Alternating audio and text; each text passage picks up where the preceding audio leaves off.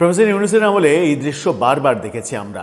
Professor ইউনূসের আমলে seven sisters ভেঙে দেব, chicken neck দখল করে নেব, ভারতীয় বিচ্ছিন্নতাবাদীদের আমরা আশ্রয় দিব যেন ভারতকে ধ্বংস করে দেয়, ভারতের সঙ্গে গোলামির দিন শেষ, এখন আজাদির দিন, ভারতকে ছেড়ে কথা বলবো না, ভারতে বিশ্বকাপ খেলতে যাব না, এই ব্যাপারগুলো আমরা দেখেছি। এবং দূতাবাসের ইট খসিয়ে নেব, দূতাবাসে পাথর ছুঁড়ে মারব। ওই ইউরেনিয়াম বিজ্ঞানী ঢাকা বিশ্ববিদ্যালয়ে তিনি তো দূতাবাসের ইট খুলতে গিয়েছিলেন, তাকে বাড্ডাতে ঠেকিয়ে দেওয়ার মতো সামর্থ্য পুলিশের হয়েছিল, তা না হলে তো তিনি ইউরেনিয়াম দিয়ে দূতাবাসই উড়িয়ে দিতেন। এবার ইউনূস সরকারের আমলে যে ব্যাপারগুলো দেখেছি সেই ব্যাপারের একটা অবসান হবে বলে আমরা মনে করেছিলাম। যে ভারত বিদ্বেষী রাজনীতিকে যে নগ্ন চেহারা দিয়েছিল প্রফেসর ইউনূস সরকার, এবং কথায় কথায় ভারতের সঙ্গে গোলামির চুক্তি করেছে শেখ হাসিনা, এরকম কথা বলেছে। 21 লাখ অবৈধ ভারতীয় তত্ত্ব ডক্টর আসিফ নজরুলের মেটিকুলাস কথাবার্তায় আমরা যেগুলো পেয়েছি, কোনো কিছুরই আমরা প্রমাণ পাইনি। একদিকে যেমন প্রমাণ পাইনি, তারা প্রমাণ দিতে পারেনি, অন্যদিকে তারা নিজেরাই আমেরিকার সঙ্গে গোলামির চুক্তি করেছে, পাকিস্তানের সঙ্গে গোলামির চুক্তির একটা দ্বার প্রান্তে গিয়েছে। এবার আবার শুরু হয়েছে ভারতীয় দূতাবাস অভিমুখে আন্দোলন সংগ্রাম। এবার একটা আজাদ পার্টি নামে একটা দল সামনে এসেছে। এরা আসলে কারা? ডক্টর ইউনূসের এক্সটেনশন, এনসিপির এক্সটেনশন, জামাতের এক্সটেনশন, নাকি নতুন কেউ হওয়ার কথা নয়। কারণ গত 1.5-2 বছরে আমরা যতগুলো প্ল্যাটফর্ম দেখেছি, সেই প্ল্যাটফর্মের শেকড় একটাই। এখন আপনি বুঝে নেন শেকড়টা কোথায়। একটা শেকড় থেকে বহু নামে বহু প্ল্যাটফর্ম খোলা হয়েছে।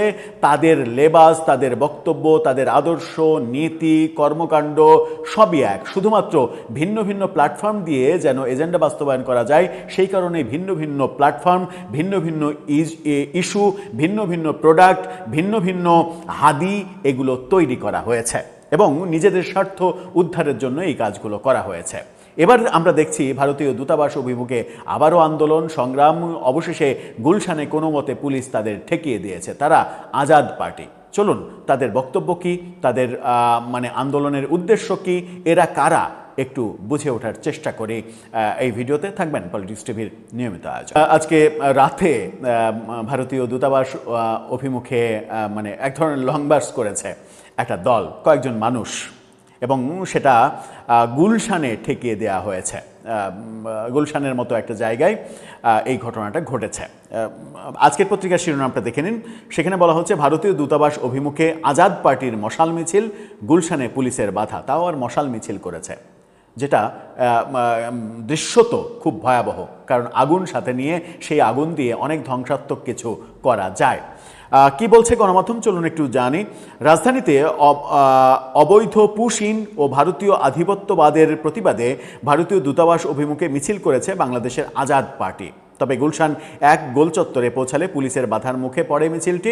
পরে সেখানে বসে বিক্ষোভ মিছিল করে তারা। আজকে রাত 8:30টার পরে রাজধানীর মহাখালীর আমতলী এলাকা থেকে মিছিলটি শুরু হয়।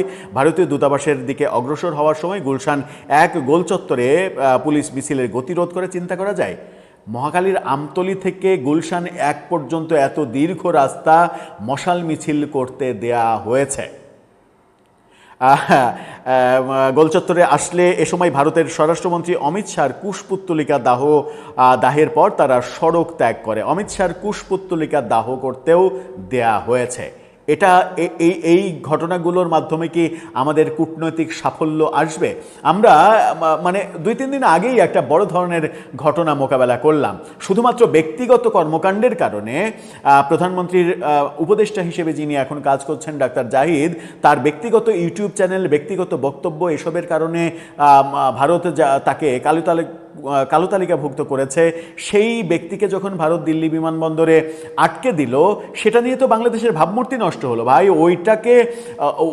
ওইটাকে কেন্দ্র করে আমাদের এখনো অনেক কাজ বাকি, যে ভারতের সঙ্গে এই ধরনের ঘটনা যেন না হয়, একটা সমঝোতা তৈরি করা, একটা বন্ধুত্বের পরিবেশ তৈরি করা। আপনি আবার অমিত শাহর কুশপুত্তলিকা দাহ করছেন এবং পুলিশ সেটা করতে দিচ্ছে। এখানে বলা হচ্ছে যে সমাবেশে বাংলাদেশ আজাদ পার্টির সভাপতি লেফটেন্যান্ট কর্নেল হাসিনুর রহমান, এলডিপির চেয়ারম্যান কর্নেল অবসরপ্রাপ্ত অলি আহমেদ, ব্যারিস্টার এস.এম. শাহরিয়ার কবির, জাতীয় গণতান্ত্রিক পার্টির জাগবার মুখপাত্র রাশেদ প্রধান সহ একাধিক সংগঠনের নেতাকর্মীরা উপস্থিত ছিলেন। এবার বোঝা গেছে এরা কারা? আমার মনে হয় যে এবার পরিষ্কার যে এরা কারা। এরা ওই যে শেকড় একটা এক্সটেনশন অনেকগুলো বলছিলাম ওটাই এবং এটাই যে করবে এটা খুবই স্বাভাবিক। তারা যদি তাদের গণতান্ত্রিক আন্দোলন করতে হয় তাহলে করবে, একটা জায়গায় আন্দোলন করবে, সভা করবে, সমাবেশ করবে, কিন্তু দূতাবাস অভিমুখে আপনি মশাল মিছিল করবেন, এটা কি কোনো শোভন দৃশ্য? এর আগে তো ইউরেনিয়াম বিজ্ঞানী দূতাবাসের ইট খসিয়ে নিতে গিয়েছিল। প্রফেসর ইউনুস কি পেরেছেন ভারতের সঙ্গে সুসম্পর্ক তৈরি করতে? যেটা প্রফেসর ইউনুসের পররাষ্ট্র উপদেষ্টা সরাসরি স্বীকার করেছেন যে আমাদের সময় আমরা সম্পর্ক ভালো করতে পারিনি, কিংবা বলা যায় যে তিনি এক অর্থে মেনে নিয়েছেন যে আমরা ভালো করতে চাইনি। তো আমরা কি ভারতের সঙ্গে সম্পর্ক খারাপ করতে চাই, যুদ্ধ বাঁধাতে চাই? এই ইউরেনিয়াম বিজ্ঞানী এবং এই যে আজকের এই সমাবেশে যারা রয়েছেন তারা প্রত্যেকেই এখন সাম্প্রদায়িক শক্তির এক একটা হাতিয়ার। তাহলে এই কর্মকাণ্ডকে বিএনপি সরকারকে বিপদে ফেলছে না? বিএনপি সরকার যে এত দীর্ঘ রাস্তা তাদেরকে এই মিছিলটা করতে দিল, গুলশান 1 পর্যন্ত তাদেরকে যেতে দিল, মহাখালী আমতলী থেকে গুলশান 1 এই রাস্তাটা মিনিমাম 2 কিলোমিটার হবে। তো এই 2 কিলোমিটার রাস্তা তাদেরকে যেতে দিল, এটা কি ঠিক কর্ম হলো? আমার মনে হয় যে কোনো ভুলভালের দিকে আছে। যে শেকড় এবং শেকড়ের এক্সটেনশনের কথা বলছি, এই শেকড় এবং এক্সটেনশন ব্যাপারে সরকার যদি সচেতন না থাকে, এই ধরনের কর্মকাণ্ড যদি হতেই দেয়া হয়, এর পাল্টা বাংলাদেশের কারো কুশপুত্তলিকা ভারতে দাহ হবে। আপনি ঠেকাতে পারবেন?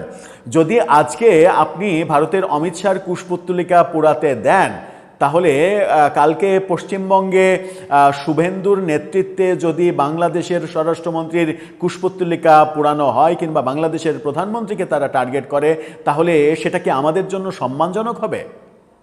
কিন্তু তখন আমরা বলবো যে ওরা এটা করছে কেন? আমরা যদি করি তাহলে ওরা করবে না কেন? আমরা আমার দেশে করব, রাম মন্দির হলে, রাম মূর্তি হলে সেটা বাধা দেব, সেটা ভাঙার এআই ছবি বানিয়ে ফেসবুকে ক্যাম্পেইন করব, অন্যের ধর্মে আঘাত দেব, আমরা মানে একের পর এক মন্দিরের মূর্তি ভাঙব, সেই কাজগুলো আমরা করব। আমরা যখন করছি তখন ঠিক, কিন্তু শুভেন্দু জেতার পরে যখন মুসলমানদের উপরে টর্চার হচ্ছে তখন আমরা বলছি যে বিজেপি সাম্প্রদায়িক রাজনীতি করে। ভাই, বিজেপি সাম্প্রদায়িক রাজনীতি করে এটা তো স্বীকৃত, তার বিরোধিতা তো আমরা অবশ্যই করব, কিন্তু যখন সেই বাক্যটা বাংলাদেশের সাম্প্রদায়িক রাজনীতি যারা করে তাদের মুখে শোনা যায় তখন সেটা হাস্যকর মনে হয় না? ওই যে সংসদে একদিন আগেই এই উদাহরণটা দিয়ে জামাতের একজন এমপি বিপদে পড়েছেন, স্পিকার অশ্লীল কথা বলার জন্য তার কথা এক্সপান্স করিয়েছেন, ঝাঁঝর এবং সুই এবং চালুনের উদাহরণ দিয়েছেন। সুই বলছে চালুনকে যে তোর কত ফুটারে, এবং সেই তোর কত ফুটারে এটা বলার আগে মানুষের একটা সেন্সিটিভ অঙ্গ প্রত্যঙ্গের নাম বলেছেন তিনি, এই কারণেই স্পিকার সেটাকে অশ্লীল বলেছেন। একজন জামাতের এমপি যিনি ধর্ম নিয়ে রাজনীতি করেন, ধর্মচর্চা করেন, তিনি অশ্লীল কুশ্লীল কথাবার্তাও তিনি বলছেন। কিন্তু ব্যাপারটা ওইটাই যে ব্যাপারটা কিন্তু সত্য। সুই তার পেছনে একটা ফোঁটা, সে চালুনকে বলছে যে তোর কত ফোঁটারে, অথচ ওর ধারণাই নাই যে ওরও ফোঁটা রয়েছে।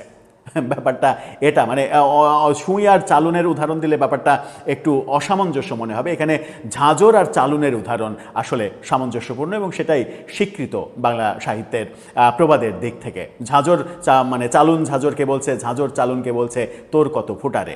ব্যাপারটা ওইটাই যে এক সাম্প্রদায়িক শক্তি আর এক সাম্প্রদায়িক শক্তির কর্মকাণ্ডকে বলছে ওরা সাম্প্রদায়িক, ওরা টর্চার করে মুসলমানদের উপরে। যখন বাংলাদেশে আপনি রাম মূর্তি স্থগিত করে দেন, বন্ধ করে দেন, আন্দোলন করেন, সংগ্রাম করেন, ভেঙে ফেলার হুমকি দেন, তখন সেটা সাম্প্রদায়িক রাজনীতি হয় না।